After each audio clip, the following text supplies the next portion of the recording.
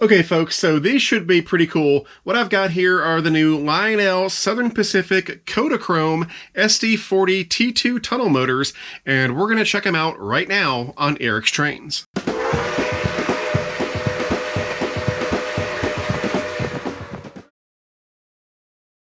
Okay, so I'm sure some of you are going to be too young to understand what the word KodaChrome is all about. KodaChrome was the nickname that was given to the Southern Pacific paint scheme that was used on these diesels. Now, back in the day before digital photography, when everything was on film, the Kodak company made a type of film called KodaChrome, and it came in a box like this. And so I want you to keep this image in mind when we unbox these things. So for today's unboxings from my knife collection, we'll be using this guy. This is the Robeson Heirloom knife made by Ontario Knife Company. It's a beautiful knife, as you can see. So let's get busy. I've got two here. One of these is the powered SD40T-2 tunnel motor. The other unit is a super base unit. So here's the tag on one of these. SP KodaChrome Legacy SD40T2, number 8286. 2333391 as the model number, and OBS date on the water date, basically, of January 5th, 2023. 3 days before my birthday.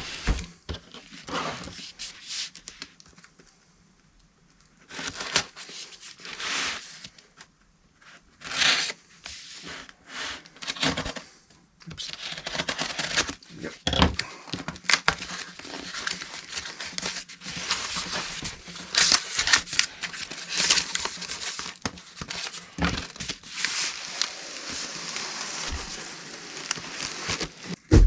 Yeah, back in the day when I was a kid, if you wanted to take a picture, you had to have a real camera.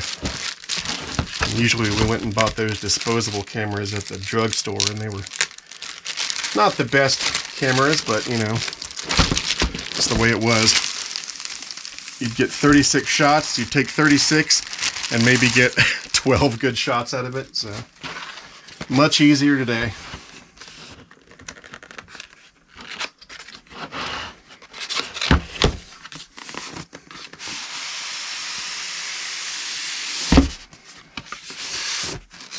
Here we have the instructions. Always good to read these.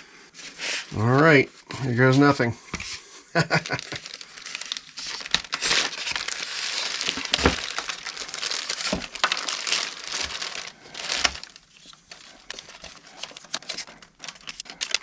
And there we go. So now, hopefully you can see why these were nicknamed KodaChrome. The KodaChrome paint scheme. Pretty darn cool if you ask me.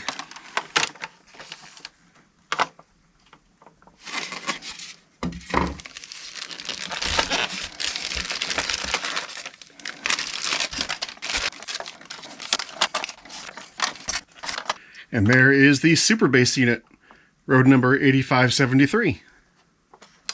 Right on. So let's get these on the way out. All right, wow, that is bright. So the SD40T2, as well as the SD45T2 for that matter, was a variant of the very popular EMD SD40-2 diesel locomotive.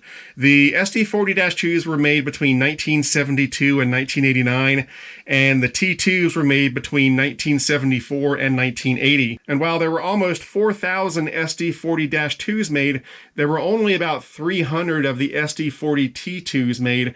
However, those low numbers were not due to any lack of success, but rather due to the fact that the SD40T2 was built for a very specific purpose, and that was for use on mountain railroads with numerous and very long tunnels like the ones typically found in the American West and Southwest. So the main difference between a typical SD40-2 and an SD40T2 is the placement of the intake vents on the back of the locomotive.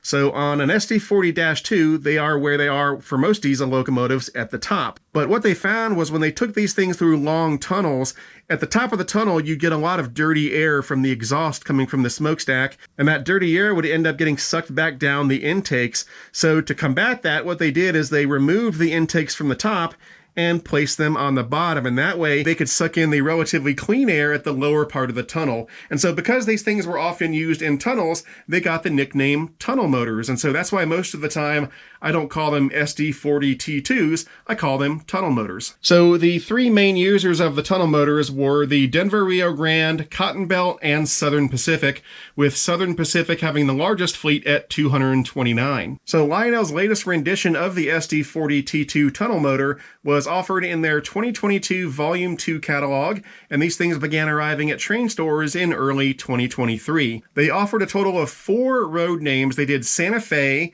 Southern Pacific, obviously, and within Southern Pacific, they did 3 paint schemes.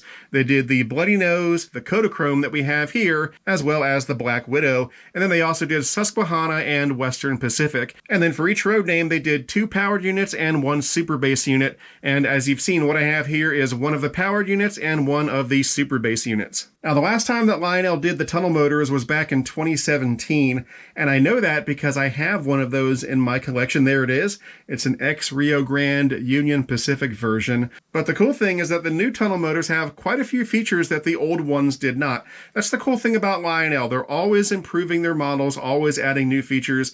So if you get one now and then you get one 5 or 6 years from now, that new version is going to have lots more features. So for starters, the new ones have legacy command and legacy rail sounds and all that, but they also have Bluetooth on board, and they have a choice of 5 different horns and bells. Also, this time around, not only are they offering a powered unit, but they're offering these super bass units. And in case you don't know, the super bass unit doesn't have motors inside to drive it. It's got a lighting system, a smoke unit, and a sound system, and the sound system is tuned to give you more bass. So basically, the whole job of the super bass unit is to add more bass to your train, which is very cool. And also, unlike the previous version, these have road name and road number specific details, and these two are a perfect example of that.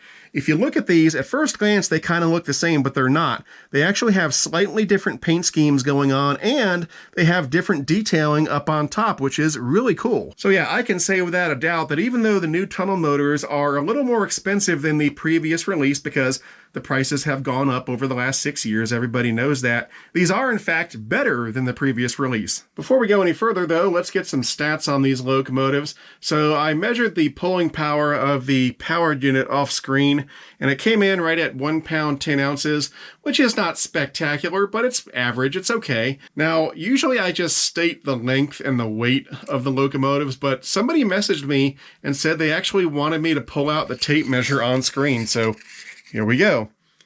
These things come in at, if we count the couplers, right at 17.5 inches apiece. And if we pull out the scales,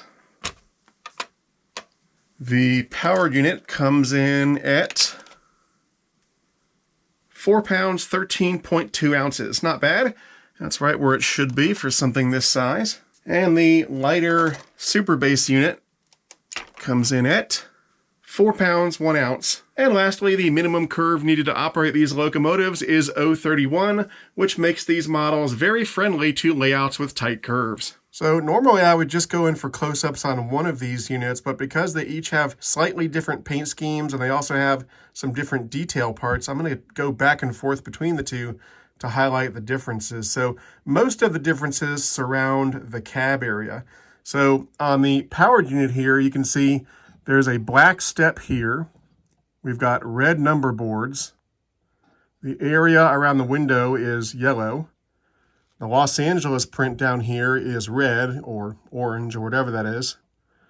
And then up on top, we've got a horn, this little unit. Then we've got the hump behind it and the smokestack. Now, if we come over to the super bass unit, you can see there are some differences. So this little step down here is orange. The Los Angeles is in white print, not red.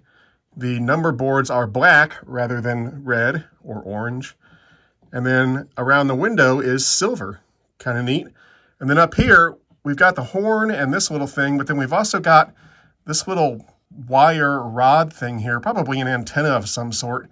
And we've also got this thing back here. This is a metal plate that is on standoffs above this hump, and I believe that is some sort of antenna as well. Now, after looking at some pictures of the real KodaChrome tunnel motors, it seems that Lionel did the right thing here, because on the tunnel motors, even though they were the same model of locomotive and the same paint scheme, there were some subtle differences like the ones you've seen. And those are just the differences I've noticed. I'm sure there's a couple others that I haven't noticed yet. Now, other than those differences, you can see these locomotives have the safety tread up on top. We've got the little drawbridge on the front and back, metal safety chain. The pilot looks nice. There's some hoses and stuff behind this plow. The steps look good. Trucks look great. Everything looks fantastic. And then this piece right here can be removed. Let's see if I can do this one-handed. There we go. And there we've got the run program switch, the Bluetooth on-off switch, and the smoke unit on-off switch. And then to put this back on, you put the rear on first. Let's see if I can do this. Yep. This is a challenge to do with one hand. There we go. And then on the super bass unit, this piece can be removed as well. And you've got the same switches: run program, Bluetooth on-off, and smoke on-off. And again, the main differences between the super bass unit and the powered unit is that the super bass unit, boy, this is hard to do with one hand. There we go. The super bass unit has no motors on the inside, and also its sound system is tuned for the low end to give your train a little extra bass. All right, the last thing we're going to do before we start this thing up is... So my favorite feature of these new SD40T-2 tunnel motors is that they have different paint schemes and different details depending on whether you have the powered or super bass unit. I really like that. You know, in the past, Lionel would always make the super bass or non-powered unit identical to the powered unit, except, you know, with a different road number and stuff like that. But here, it's actually got a subtly different paint scheme and different details. I love that. All right, now comes the fun part. We're going to start these things up. Now, the super bass unit basically acts as its own locomotive. It doesn't have motors, but it acts and is programmed as its own locomotive. So when you're running these two together, you basically program them as a train, just like you would any other multi-engine consist. So let's go ahead and start them up. This is the dispatcher. Clear to pull down the house lead. Over. Roger that. Holding for your signal. Out.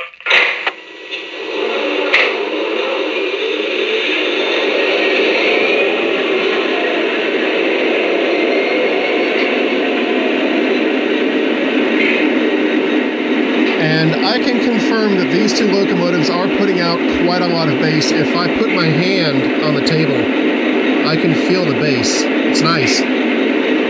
So we've got 5 horns and 5 bells. Let's check those out.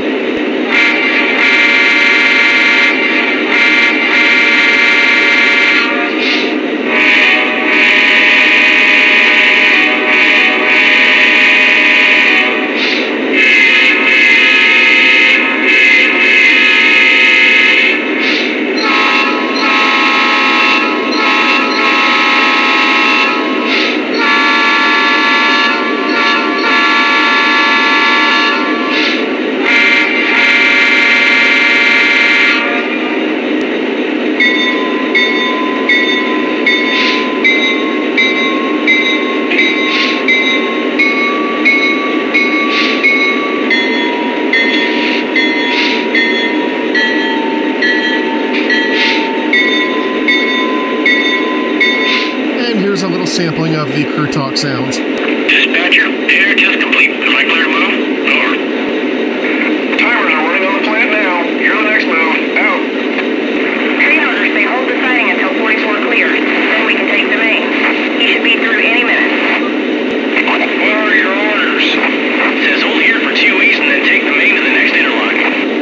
The last thing I want to show you before we take off are these lights up front. So we've got the lighted number boards and the headlight. This is a Mars light, so it's pulsating on and off. I'm not sure how clear that is in the video, but it looks great in person. If I change direction, the classification lights come on. And then we've got this light here in the middle, and that is the emergency light. And it only comes on, as far as I know, if you do an emergency stop. So if I back up a little bit,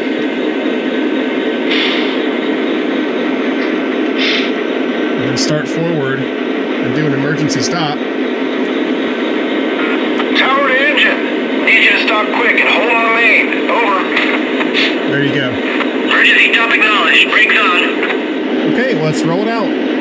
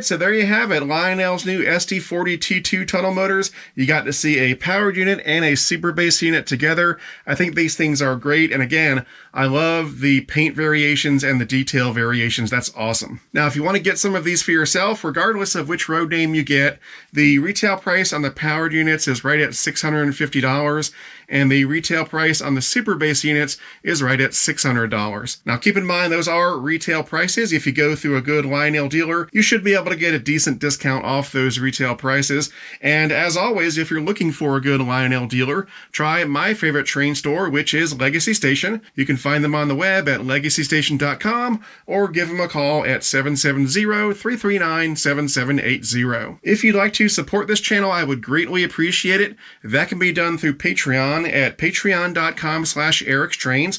Patreon supporters get access to all sorts of perks and benefits, and you can read about those benefits on my Patreon page. I'd like to put a big thank you out there to all of my current Patreon supporters. Your support means the world, not only to me, but to the future of this channel. And an extra super big thank you goes out to my premium tier Patreon supporters. You'll see their names at the end of this video. And lastly, if you'd like to buy some Eric's Trains merchandise, check out the Eric's Trains online store. You'll see it below this video. You'll see some shirts and cups and stuff like that listed. Just click on one of those and it'll take you to my store. Anyway, that's it for now. Let me know what you think in the comments below. I'm Eric Siegel. Thanks for watching, and I'll see you next time.